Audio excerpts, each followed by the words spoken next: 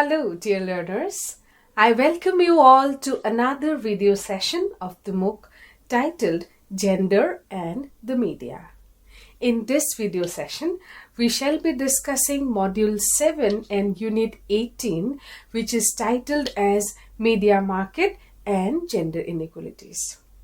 So, dear learners, in this module, we will be basically discussing about what is gender inequality, what is the relationship between the media and the market, how gender inequality is reinforced by media, then how we will try to understand about gender inequality in media across different countries, and lastly we will also discuss about gender mainstreaming as a concept and why gender mainstreaming in media is important. So basically this unit will be discussing about gender inequality in media, and how we see it in the form of audiovisual contents in the media, or in we see gender inequality in the governance, in leadership, so on and so forth. So let us first start with the concept of gender inequality. In simple words, we all know that gender inequality implies unequal treatment or perceptions of individuals based on their gender. Biased kind of perceptions of individuals based on their gender. It arises when people are treated unfairly or discriminated against because of their gender identity, and which leads to disparities in terms of opportunities, rights, access to resources, privileges, so on and so forth. So when an individual is discriminated or deprived because of his or her gender identity, it is called, in simple words, gender inequality. And this inequality can manifest in various ways, which includes, lack of access to education, lack of access to work, differences in pay, that is what we call gender pay gap between the men and the women, then, lack of access to career advancement, or, deprived from career advancement, access to healthcare, access to nutrition, deprived of political representation, so on and so forth. So these gender inequality, it manifests in all these forms, and it deprives, it discriminates particular gender from another. For example, it discriminates women from men. Okay, men would be getting the privileges or having access to all these resources, economic, political resources, but we have seen that traditionally women have been deprived of these kind of resources. Women had to fight a long struggle to have political representation, or for voting rights, to have access to education. So we see that traditionally our society is highly stratified in terms of gender, and one section of the population, that is the female section, has been always deprived and marginalized. In many societies, as we have discussed, gender inequality primarily affects women and other gender minorities, who often face systemic barriers, and that men usually do not encounter. However, it is not always right to say that gender inequality only disadvantages women. It also impacts men at the same time, when traditional gender roles, or we have these kind of expectations that traditionally man is supposed to behave in this particular way, man is supposed to act in this particular way. So all these gender expectations, gender norms that we have in society, these at times limit the freedom of expression and opportunities for men as well. So gender inequality, it affects women to a large extent, and it also affects men, but then of course, as we have already mentioned, it is more acute for women. Gender inequality, as we have already mentioned, manifests in several dimensions which impact individual lives and they experience unequal treatment based on their gender. So what are these manifestations? So one is economic inequality, and when we talk about economic inequality, it implies there is gender pay gap. For example, there is wage gap. Men and women, even for the same kind of job, they do not earn the same amount. Then there is lack of employment opportunities for women, particularly in certain professions. For example, in governance, in leadership, we see often less number of women than men.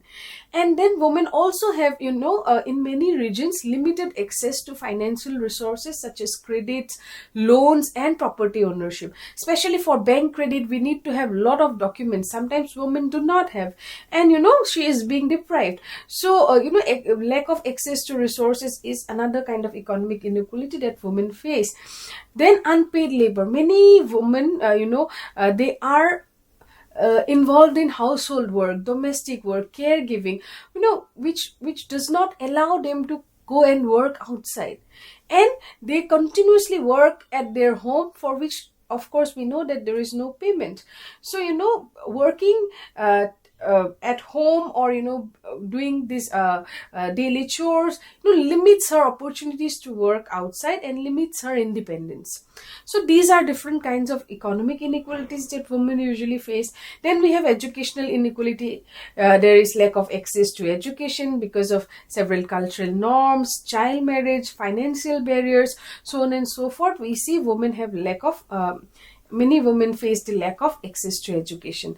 Then there are gender stereotypes pertaining to education. For example, we have a kind of belief, or there is a kind of belief in the society that engineering, maths, medical, these are subjects, physics, these are for men, and girls cannot pursue this. So for a very, very long time, we had seen that these domains for engineering, technology, all of these were largely occupied by men, and these were more masculine kind of professions, and women were believed to pursue feminine kind of professions like nursing, hospitality, so on and so forth.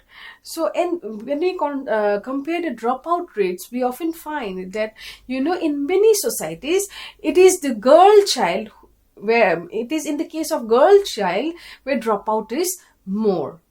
Then, like economic inequality and educational inequality, women also face political and legal inequality in terms of lack of political representation, lack of legal security, then discrimination in terms of political participation, so on and so forth. And above all, we also see how we have been witnessing how women face domestic violence, discrimination, harassment in the society. And also they are women face a lot of abuse when she does not conform to the gender roles and gender expectations of the society.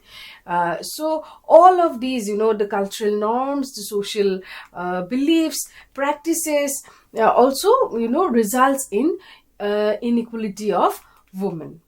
Then we also have health, lack of access to health, basic nutrition, all of these also results in inequality among women. So we see that there are different forms of inequality that women face in the society. Now, coming to today's context of discussion, today's topic of discussion, that is how gender inequality operates in the media market. Let us discuss about what is media market, or we know how market influences media, and how gender inequality operates in that space. So dear learners, we all know that the purpose of media is to disseminate information and news. It plays a vital role in keeping the public informed about various events, news, developments in the society, polity, so on and so forth. At the same time, media is also the mirror of the society. It reflects the values, the beliefs, and practices of the society in which it exists. It reflects the way of life of people in which it exists. It mirrors how people live, what they value, how they interact with one another. So media is the mirror of the society, and media plays a deeper role, a significant role in reinforcing societal norms such as, ideas about gender, race, family, work, morality, so on and so forth. For example, media portrayals about ideal body types, beauty standards, or family dynamics often reflect the existing norms of the society. So we say that media is the mirror of the society. Whatever, how the culture of the society, the beliefs, the practices of the society gets reflected in the media. The ideas, the virtues, the values, everything gets reflected in the media in the form of media contents. Now, when we talk about the media and the market, media is a part of the society, and media is largely influenced by the market. Why? Because media outlets such as TV channels, newspapers, digital platforms, etc., are mostly businesses, and they rely on revenue. To sustain their organization, for smooth functioning of the media organization, they need to earn revenue. Without revenue, they will not be able to survive in the market, and therefore they can earn revenue only through either advertisements, their subscriptions, their contents. They need to have audience. So they for survival, they need to attract audience in order to sell their advertising, subscriptions, or content. Thus, media companies are driven by market forces and the demand for content and profitability. So media, since it has to survive, it largely depends on the market for its survival. And therefore, what happens is media companies often tailor their content to attract specific target group population. For example, if the market shows strong interest in any reality shows, TV, sports, or particular genres of films, songs, etc., media companies will produce these type of contents that cater to the preferences of the maximum number of audience, so that they can earn more and more revenue. So whatever is the demand in the market, the media tries to bring out those kind of contents to cater to the maximum demands, so that they can have a larger audience base and they can earn more revenue. Thus, the demands of the market largely decide the content and production of the media. Therefore, dear learners, the media and the market are inextricably linked. Media reflects both market trends and at the same time drives market behavior.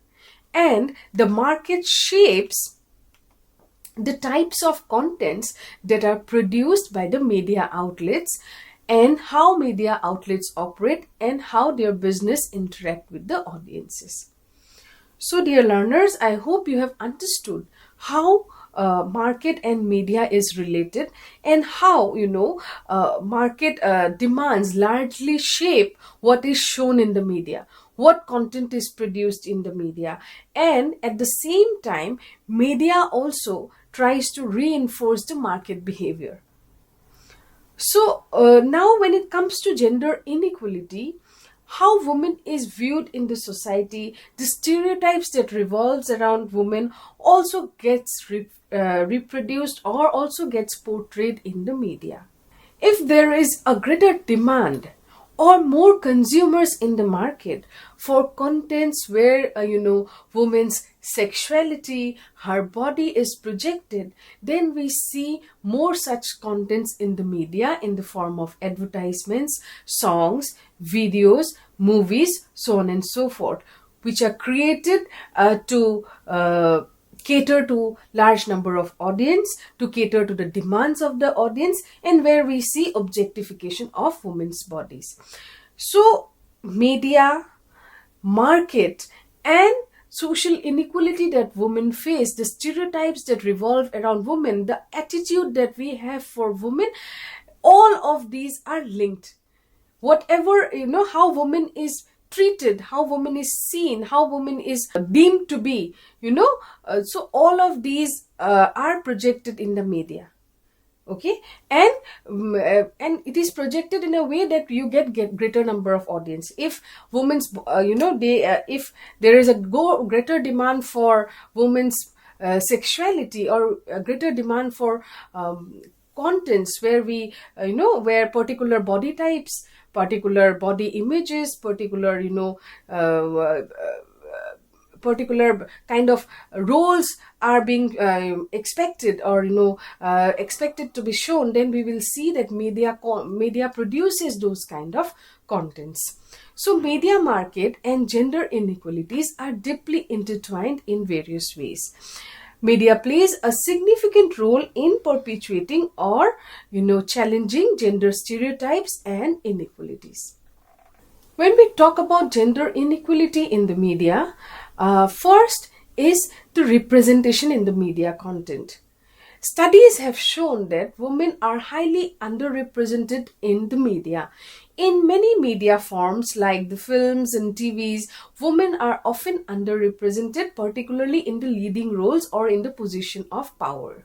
This lack of representation can influence social belief about women's capabilities and roles.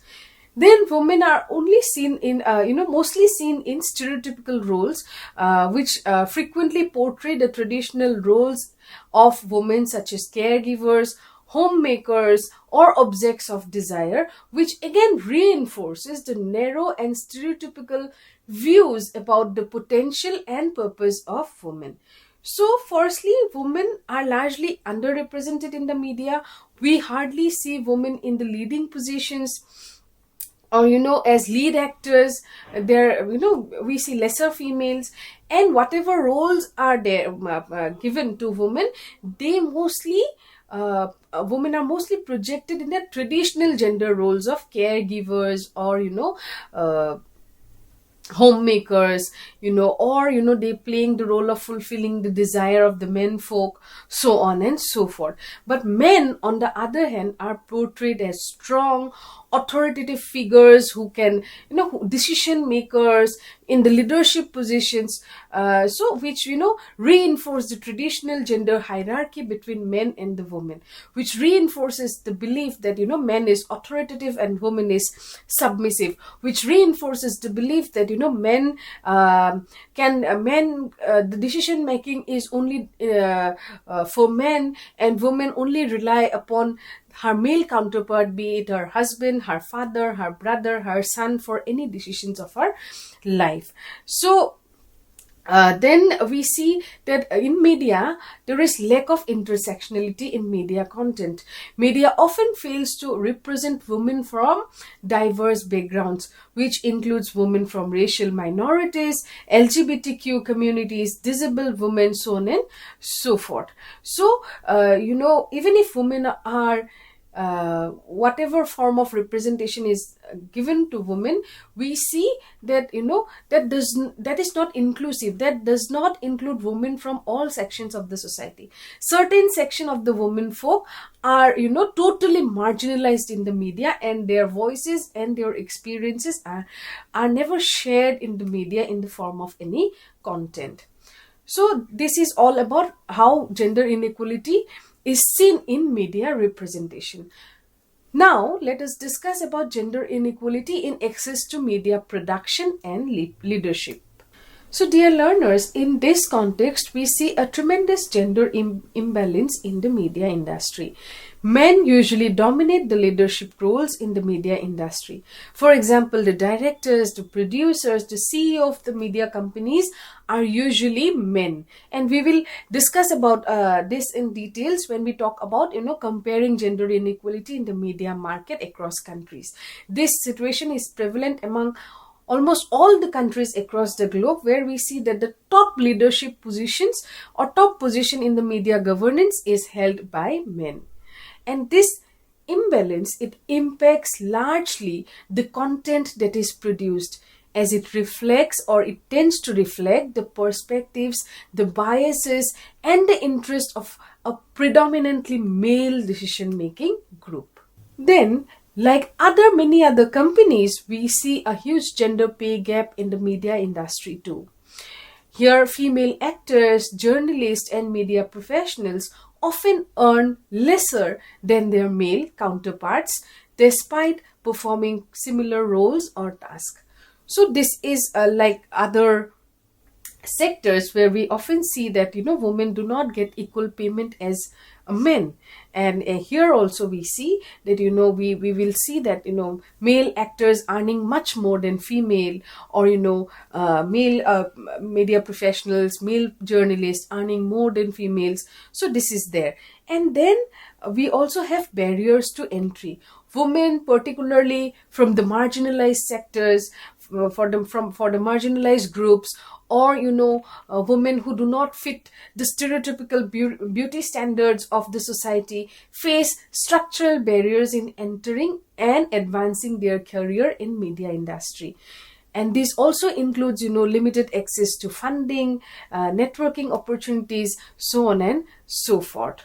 In the media industry, women face a lot of discriminations, from representation to discrimination in terms of positions, to discrimination in terms of career advancements, to discriminations in terms of equal pay. In addition to that, we have already discussed that gender inequality in media also is seen in terms of how it reinforces patriarchal norms and expectations.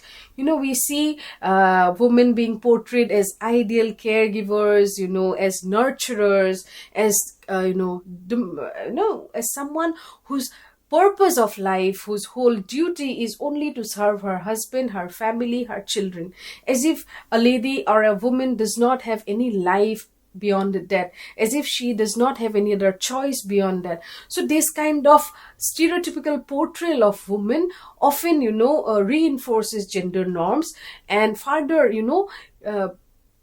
creates or further paves the way for more and more discrimination. In addition, it also generates a kind of pressure for the other woman to fit into that category of that ideal stereotypical woman. When media tries to show or portray a particular category of woman who is beautiful, who is having flawless skin, having fair skin tone, having a beautiful figure, these kind of images that they try to project that this image, this figure is beautiful, having fair skin or something through advertisement, and that creates pressure among young girls and ladies to conform to that ideal. Okay, so that generates tremendous amount of body pressure, which leads to harmful impacts on body image, self-esteem, and many women, they fall into the trap of crash diets and anorexia, bulimia, so on and so forth. So these kind of media production is very, very harmful for women, and it reinforces gender inequality. And as we have already mentioned, that sexualized representation of women is also very, very harmful, and it perpetuates gender inequality. This kind of portrayal, it normalizes the sexual objectification of women. It normalizes sexually portraying women, and that can be very, very harmful for all women in the society. So dear learners, we have tried to discuss how gender inequality operates in the media sector. Now let us discuss about gender inequalities in the media across countries, across different countries in the globe. Gender inequality in media is a significant global issue, with disparities manifesting in various forms across different countries. These inequalities as we have already mentioned, can be seen in the forms of representation, access to resources and opportunities for leadership, pay equity, so on and so forth. The International Women's Media Foundation, in its first international study of women in the news media, examined more than 500 companies in nearly 60 countries, and this study has shown that men occupy the vast majority of management jobs and news gathering positions in most of the nations. Researchers have found that men occupy 73% of the top management jobs in the media sector compared to only 27% of women. So we see a tremendous discrimination or tremendous difference in terms of access to top management, where we see 73% men and only 27% women. Again, in another study by the Global Media Monitoring Project, which conducted a global level research on gender in news content every 5 years since 1995, showed that the progress regarding gender equity has been very, very slow. In 2015, the aggregated data for 114 participating nations in the study revealed that women still constitute only 24% of the people in the news as sources or subjects published, broadcast, or posted online. And this figure has been relatively stable since the year 2005, as mentioned in the study. So we see that, the position of women in the media is not very positive. Neither the representation is very positive. We still see a biased kind of representation of women in the media. And secondly, if we see how media operates, how functioning in the operation of the media houses, the leadership positions, the positions in the media governance is largely occupied by men. Again, in another one of the largest global level study on women's occupational standing within the news industry is the Global Report on Status of Women in News Media, led by Caroline M. Burley, and they conducted this research for the International Women's Media Foundation, that is IWMF. This was a massive study, and the researchers conducted that study in around 59 nations across the globe, and they interviewed executives in around 522 companies to learn about the status of men and women in reporting, in production, in management, government, in governance roles, so on and so forth. And I will just I'll just discuss the excerpts of this report, and what this research has found that men occupies 3/4 of the positions in top management and on the board of directors, as well as 2/3 of the positions in reporting. So we see that the position of women is very, very shaky here. Some countries have few or no women in governance. For example, South Korea, where there is almost 0% as per the study. In Hungary, it is 13%. In Japan, it is 16%. So here the position of women is further low. But in some other regions like Zimbabwe, New Zealand, Finland, the position is slightly better in terms of women's share in governance, where in Zimbabwe, women's share is 37.5%, in New Zealand it is 41%, and in Finland it is 46%. Now coming to the Middle East and the North Africa, the study has shown that in various nations of Middle East and North Africa, men outnumber women in the companies that were being surveyed. That is 2:1 women's representation. And women's representation drops substantially in the levels above the middle management. So women's representation is low, and it is lower in terms of the top management. And across these regions, men earn 3 to 5 times more than women in the governance and top management. In this same study, when research was conducted in sub-Saharan Africa, the findings were that women's underrepresentation in news media is especially pronounced in areas like Democratic Republic of Congo, Malawi, Zimbabwe, where women representation is low. And again, men outnumber women in Kenyan companies. So even in these areas like sub-Saharan Africa, we see lower representation of women. Now coming to America, it is seen that in the United States also women are less represented in the media, or women have lesser positions in governance level. So in US, women are less than a fourth of those in the top management and only a third of those in the governance role. This is a pervasive pattern of women's underrepresentation across United States. Now coming to Asia and Oceania, here also we see that men in the media outnumber women, and the proportion is 4:1 across Asia and Oceania region. So the same. Again, the women are largely underrepresented and they do not have access to top positions or leadership or top positions at the governance level. Coming to Eastern Europe and Nordic Europe, here we see some kind of egalitarianism between men and women. In Eastern Europe, the 85 companies that were being surveyed showed tendencies towards gender egalitarianism. Men and women almost earned the same at all occupational levels, and women's job security is very good.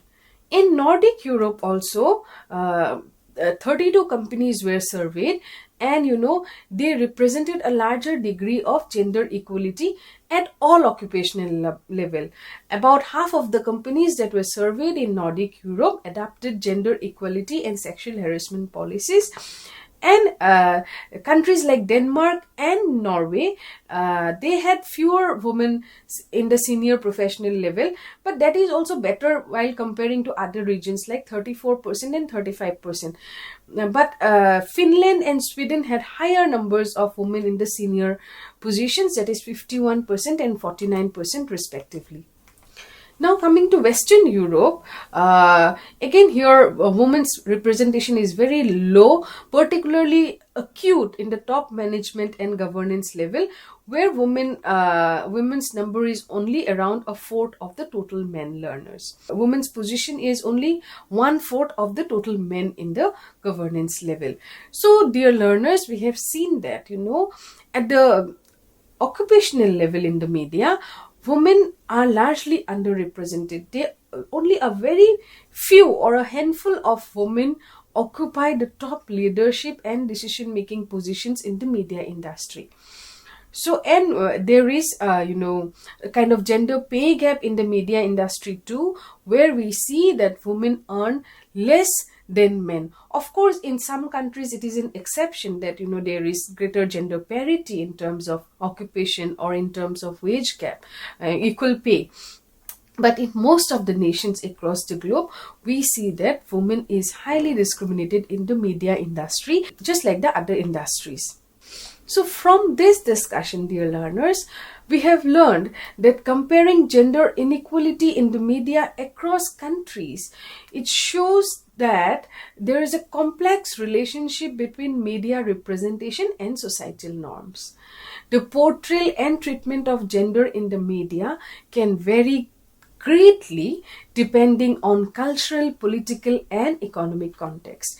And we have observed that across the globe, gender inequalities continue to persist in the media, be it in the content and production or governance and leadership, with only a few nations as an exception. It is in this context, of gender inequality in the media, the concept of gender mainstreaming becomes very important. Now, what is this gender mainstreaming?